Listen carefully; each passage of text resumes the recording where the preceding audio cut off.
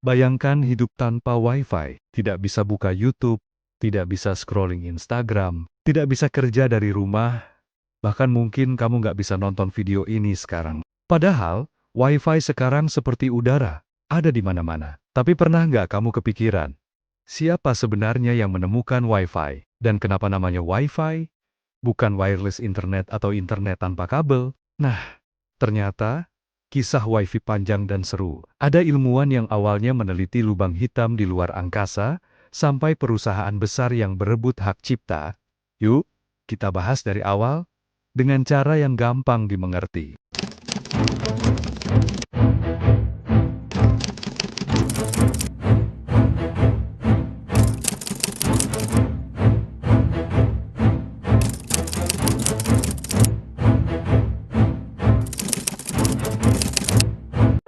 Dunia sebelum ada Wi-Fi. Sebelum Wi-Fi ditemukan, internet itu ribet banget. Kalau mau online, kamu harus pakai kabel panjang dari komputer ke modem. Kalau mau pindah tempat, kamu harus cabut kabelnya dulu. Laptop belum sepopuler sekarang, apalagi smartphone. Jadi dulu, internet benar-benar terikat. Belum ada yang namanya koneksi nirkabel. Tapi di akhir tahun 1980-an, beberapa ilmuwan mulai berpikir, gimana kalau data bisa dikirim lewat udara aja, kayak sinyal radio. Nah, dari ide sederhana itu, perjalanan menuju Wi-Fi pun dimulai. Penemuan tak sengaja di Australia. Ceritanya berawal dari lembaga riset di Australia bernama CSIRO, semacam LIPI-nya Australia. Di sana ada ilmuwan bernama Dr. John O'Sullivan, seorang ahli astrofisika yang meneliti sinyal dari lubang hitam di luar angkasa. Tujuannya sebenarnya bukan membuat Wi-Fi, tapi mendeteksi sinyal samar dari luar angkasa. Masalahnya, sinyal itu sangat lemah dan sering terganggu oleh suara-suara lain. Untuk mengatasi gangguan itu, O'Sullivan menciptakan rumus matematika khusus agar sinyal bisa dibersihkan dan dikirim dengan lebih akurat. Tanpa disadari, teknik inilah yang nanti jadi dasar dari teknologi Wi-Fi. Cara mengirim data lewat udara dengan stabil. Dari riset ke teknologi. Beberapa tahun kemudian, sekitar awal 1990-an, para peneliti menyadari bahwa metode O'Sullivan bisa digunakan bukan cuma untuk astronomi, tapi juga untuk mengirim data komputer tanpa kabel. Akhirnya, tim CSIRO mengembangkan sistem yang memungkinkan komputer saling terhubung lewat gelombang radio. Hasilnya luar biasa. Data bisa dikirim cepat, tanpa kabel panjang, dan tetap stabil. Pada tahun 1992, mereka mematenkan temuannya. Inilah cikal bakal Wi-Fi yang kita pakai sekarang. Dan kabar baiknya, pada tahun 2009, CSIRO menang gugatan internasional melawan perusahaan-perusahaan besar seperti Intel dan HP, karena mereka terbukti menggunakan teknologi itu tanpa izin. CSIRO akhirnya menerima kompensasi sekitar 400 juta dolar AS. Bayangkan, dari riset tentang lubang hitam, akhirnya menghasilkan internet nirkabel yang kita nikmati setiap hari. Dari teknologi ke standar dunia. Di sisi lain, di Amerika dan Eropa, ada organisasi bernama Institute of Electrical and Electronics Engineer. Mereka bertugas membuat standar untuk teknologi elektronik. Kalau kamu pernah lihat nama IEE 802.11 di pengaturan Wi-Fi laptop, itu dari sini. Tahun 1997, Institute of Electrical and Electronics Engineers merilis standar pertama Wi-Fi, tapi namanya panjang banget.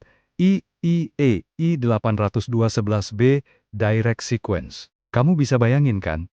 Kalau di toko ada tulisan seperti itu, orang pasti kabur duluan karena susah diucapkan. Nah, karena itu, teknologi ini perlu nama yang lebih mudah diingat dan dipasarkan. Lahirnya, nama Wi-Fi. Di tahun 1999, beberapa perusahaan besar pembuat komputer dan chip bekerja sama membentuk organisasi bernama Wi-Fi Alliance. Mereka ingin memasarkan teknologi nirkabel ini dengan nama yang lebih menarik. Lalu mereka menyewa perusahaan branding profesional bernama Interbrand, yang juga pernah membuat nama untuk brand-brand besar dunia. Tim ini kemudian menciptakan nama Wi-Fi, singkat, mudah diucapkan, dan terdengar keren. Nah, sekarang yang menarik, Wi-Fi bukan singkatan dari apapun. Banyak orang mengira Wi-Fi adalah singkatan dari Wireless Fidelity, karena mirip dengan istilah HiFi High Fidelity di dunia audio. Tapi, itu salah kaprah. Menurut salah satu pendiri Wi-Fi Alliance, Phil Belonger, Wi-Fi murni hanya nama merek buatan, bukan akronim teknis. Untuk membuatnya terdengar keren, mereka memang menambahkan slogan The Standard for Wireless Fidelity. Slogan itu sukses besar, tapi juga membuat banyak orang salah paham sampai sekarang. Wi-Fi mulai menyebar ke dunia. Begitu nama Wi-Fi dipakai, teknologi ini langsung meledak. Tahun 2000-an, kafe, hotel, kampus, dan bandara mulai memasang Wi-Fi hotspot. Kamu tinggal buka laptop, cari sinyal, dan langsung tersambung ke internet tanpa kabel. Perusahaan Apple juga ikut mempopulerkan Wi-Fi lewat laptop iBook G3 yang punya fitur AirPort, sistem Wi-Fi bawaan pertama di dunia laptop. Iklan Apple bahkan menampilkan orang yang bisa online di taman atau kafe, hal yang waktu itu terasa futuristik banget. Sejak saat itu, Wi-Fi menjadi bagian penting dari kehidupan sehari-hari, dan istilah Wi-Fi Zone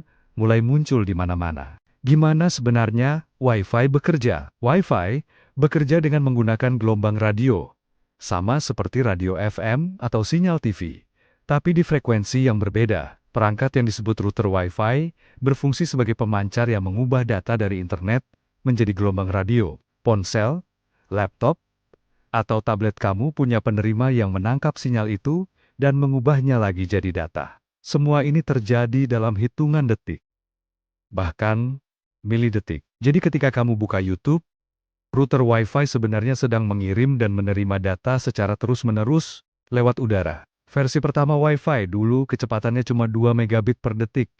Artinya buat buka satu foto aja bisa lama banget. Sekarang, Wi-Fi bisa mencapai kecepatan hingga puluhan gigabit per detik. Setiap generasi Wi-Fi punya peningkatan besar. Wi-Fi pertama tahun 1999, 11 Mbps, Wi-Fi 4 tahun 2009, 300 Mbps, Wi-Fi 5 tahun 2014, 1 Gbps, Wi-Fi 6 tahun 2019 hingga 9 Gbps, dan Wi-Fi 7 tahun 2024 bisa sampai 46 Gbps. Kamu bisa bayangkan, kalau zaman dulu butuh 10 menit untuk unduh film, sekarang bisa cuma beberapa detik aja. Sekarang, dunia sedang bersiap menyambut Wi-Fi ke-7. Teknologinya jauh lebih cepat dan stabil, bisa menghubungkan ratusan perangkat sekaligus tanpa lemot. Bayangkan, rumah masa depan, kulkas, lampu, AC, kamera, bahkan oven, semuanya terhubung lewat Wi-Fi, dan bisa dikendalikan dari HP kamu. Inilah yang disebut Internet of Things. Lucunya, Dr. John O'Sullivan sendiri tidak pernah menyangka penelitiannya tentang lubang hitam akan mengubah dunia. Ia hanya ingin menangkap sinyal dari luar angkasa. Tapi ternyata, temuannya justru membuka jalan bagi komunikasi tanpa kabel di bumi. Sekarang, berkat ide dan kerja kerasnya, miliaran orang di seluruh dunia bisa terkoneksi lewat udara. Wi-Fi bukan cuma teknologi, tapi simbol kebebasan digital. Dengan Wi-Fi kita bisa belajar dari rumah, bekerja dari mana saja, menonton film, bahkan menjalin hubungan jarak jauh. Nama Wi-Fi mungkin cuma hasil ide pemasaran, tapi maknanya jauh lebih besar. Menghubungkan manusia di seluruh dunia. Dan lucunya, semua itu bermula dari seorang ilmuwan yang cuma ingin mendengarkan suara dari bintang-bintang. Kalau kamu lagi di kafe dan melihat tulisan Free Wi-Fi, ingatlah bahwa di balik sinyal kecil itu, ada kisah panjang tentang sains, kerja keras, dan rasa penasaran manusia.